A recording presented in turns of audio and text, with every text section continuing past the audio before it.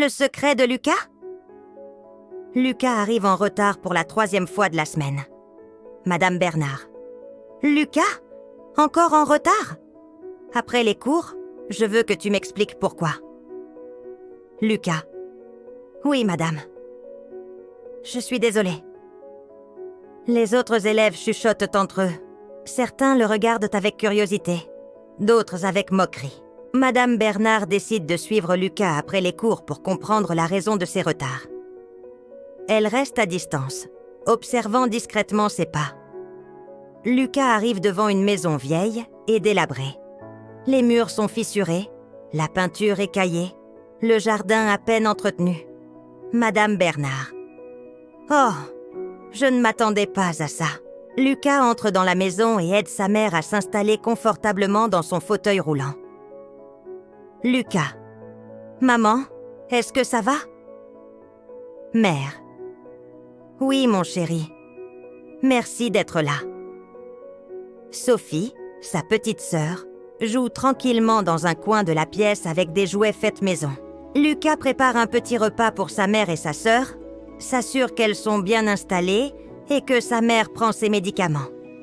Madame Bernard. Mais ce garçon, il prend soin de sa famille avant tout, et personne ne savait. Lucas aide sa sœur à finir ses devoirs, puis range la maison du mieux qu'il peut. Madame Bernard s'éloigne discrètement pour pleurer un instant derrière un mur. Madame Bernard. Tout ce temps, je l'ai puni sans savoir ce qu'il traversait. Je dois l'aider. Madame Bernard accueille Lucas avec douceur. Madame Bernard. Lucas, je veux m'excuser pour hier. Je ne savais pas. Lucas. Ce n'est rien, madame. Elle décide de partager la situation avec quelques collègues, cherchant des solutions pour aider Lucas et sa famille. Madame Bernard et ses collègues organisent un petit fonds pour améliorer les conditions de vie de Lucas et de sa famille. Les élèves participent en préparant des dessins et des cartes pour sa mère et sa sœur. Camille, une collègue souriante. Lucas, regarde ce que nous avons préparé pour toi et ta famille. Lucas sourit, ému aux larmes. La famille de Lucas reçoit l'aide. Des fournitures scolaires pour Sophie, de la nourriture et des vêtements pour eux, et des réparations pour la maison. Mère, merci.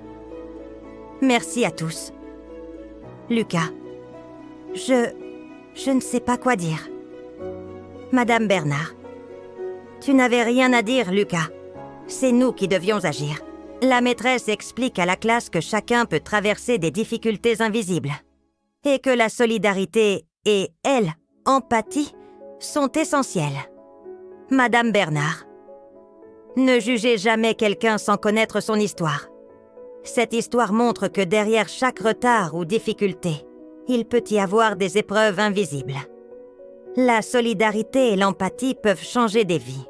Si cette histoire vous a touché, montrez-nous votre soutien en likant, laissant un commentaire et en vous abonnant à la chaîne pour continuer à partager des histoires inspirantes.